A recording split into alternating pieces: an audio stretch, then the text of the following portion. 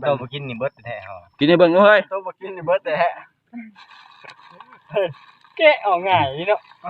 ง่ายไปเลยคนเป็นนี่เนาะกราบสบายดีทุกคนเฮ้ยสบายดีเขาอ้อมกูสบายดีจ้าสบายดีไหมสบายดีมื้อนี้สิพากันไปยังวะไปหาตีมึงขับตีมึงขับเป็นนักมวยกับมึงขับเลยเป็นนักมวยกับมึงขับเนาะโอเคอยู่น้องคอนอยู่น้องคอนไปไกลได้เลยบ่ไกลมีเงินเติมน้ำมันอยู่กระเด็นเดาหากินไก่แก้วเงินเติมน้ำมันก็มีตอนนี้โอเคเจอกันตามทางเนาะจัดไป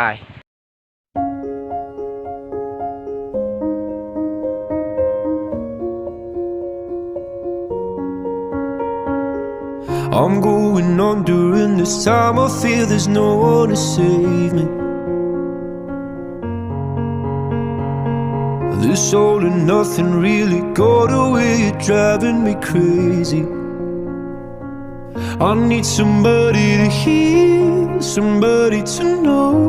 somebody to have, somebody to hold. It's easy to say, but it's never the same.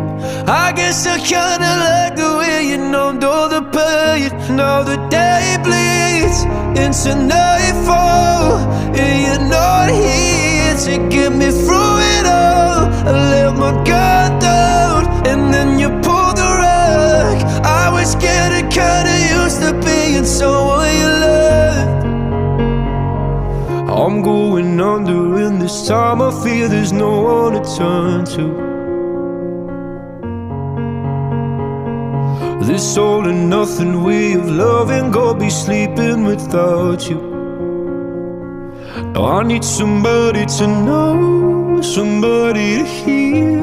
somebody to have, just to know how it feels. It's easy to say, but it's never the same. I guess I kinda like the way you help me escape. Now the day bleeds into nightfall, and you're not here to get me through it all. I let my guard down, and then you pulled the rug. I was getting kinda used to being someone you loved, and I tried to close my eyes.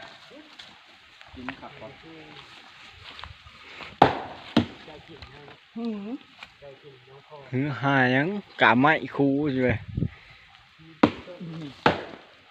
โอ้ยฝ่าต้นจิกต้นหาวอีสังมึงเนี่ยตีมั่วไปเลยเฮ้ยกุ๊กได้เลยต้นจิกน้อยนั่นฟาดทุ่มโอ้โหเกินไปเร็วอะไรไปแล้วตกแล้ว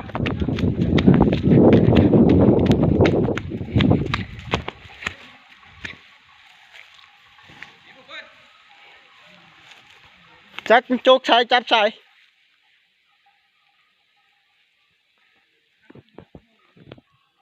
วางไหนก็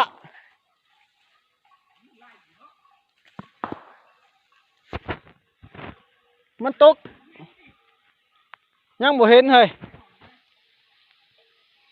เปล่าวันนี้เราอยากตาอยากเลินนิดหนึ่งโอ้ยเสียงเคาะเว้ยเขาหัวสนั่นเฮ้ยต้นนี้เฮ้ยนี่ต้นดูต้นนี้น้อยมึงพาเด็กตัวเลยน้อยมึงน่ะโหของน้องน้อยเหรอนี่ไม่มีอะไรเลยเอามาถือเอาเป็นไงถือเฮ้ยเอามาถือดอกโอ้ย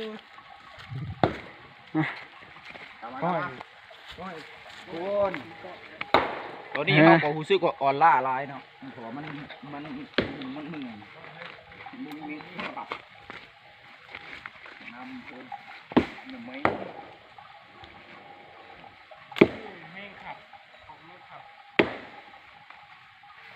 ต้นฮะมันตกมันบินได้เลยมันไม่ได้ตกปู่ได้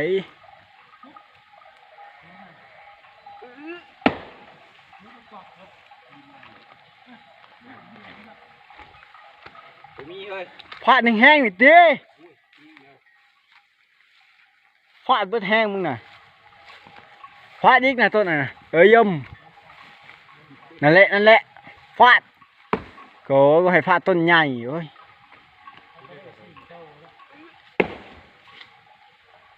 เงียบกิ๊บ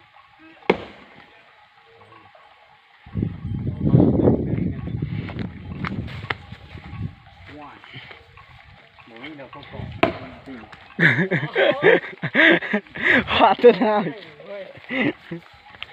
เมื่อนี่กะพาทานผู้ชมมาเลาะป่าตีมันขับเนาะ ไปเลย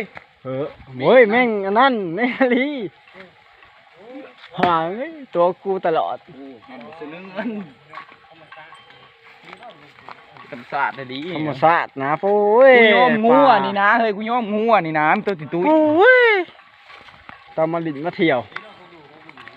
ตีแม่เนาะ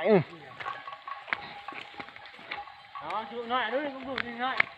เดี๋ยวเบิ้งกูโชว์สเต็ปตุ้มอีกตีแห้งหนึ่งก็มึงกะโก้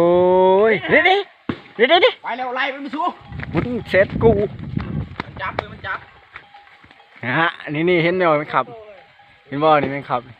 นี่ฮึบนี่น้องมันขับพี่น้องมันขับ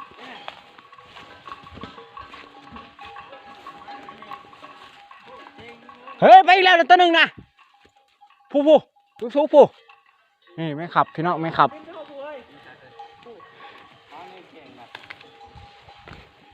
นี่มันขับเห็นบ่นี่บ้านสุเจ้ามีบ่แบบนี้นะ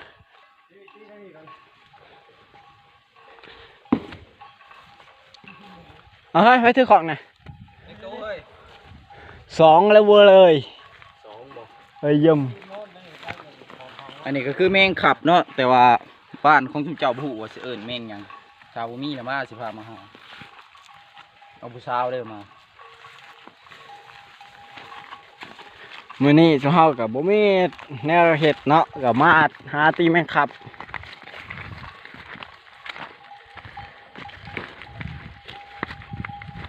บ่มีหยังไงแมงขับมันสิอยู่น้ำต้นดูเนาะต้นดู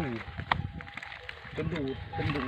ตะหัวดูธรรมดาบ่มันดูได้ดูเลยเด้อดูธรรมดากุ๊กบกเนี่ยเฮ้ยกุ๊กบกใหญ่นี่ฟาดเอานะนี่ไงฟาดกุ๊กบกใหญ่เลยมึงน่ะแล่นตามลอยน้อยสิพาดก็ได้ก็พาดนะมั้ยสิพาดไหนพวกน่ะต้นบริแต่แต่ไข่ต้นจิ๊กต้นเจอก็พาดไปโลดเห็นบ่หัวหน้าเพิ่นพาเฮ็ดน่ะโหน่ะโหต้นดูผู้น้อยเฮ้ยอีละมวนเฮ้ยยัง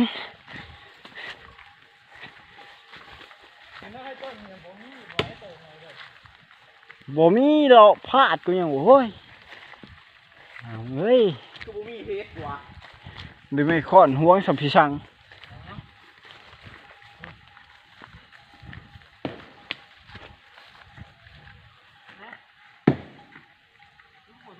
อีกพอนี่นะต้นนะถัดไปนะต้นจิกกับพาดนั่นนี่นะจิกเนื้อนี่คือมันคือมีแล้วกว่า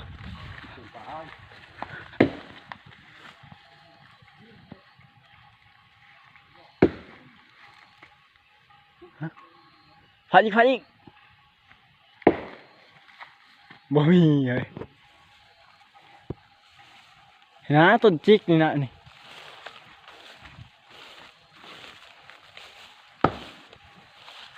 อีก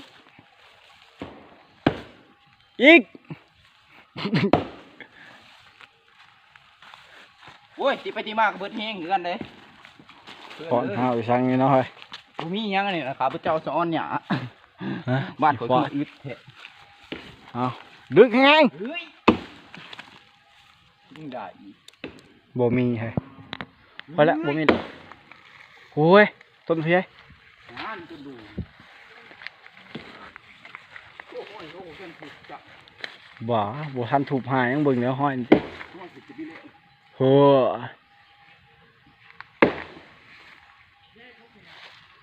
พี่ เฮ้ยทั้งข้อยมันมีนะ ไปซะ ถูกเลยนะน่ะถูก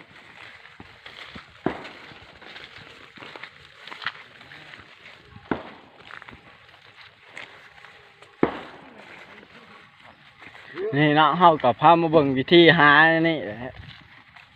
หาแม่งขับคันสิ อย่าง ทำสิสั่นก็บ่มีแห้งแล้วแบบต้องใช้ไม้ค้อนทุบเอาถ่วงแห้ง บ่มี พามาเบิ่งวิธีหาเลยกันและบัดนี้ไปพอกันวังบัดได้หลายๆพุ่นแหละกันได้หรือยังก็สิถ่ายให้เบิ่งอีกไปถามส้มบัดยากันเลย โอเคครับก็จะมาทำการกินข้าวหลังจากที่เราตีแมงขับมาแล้วก็จะมาหากินข้าว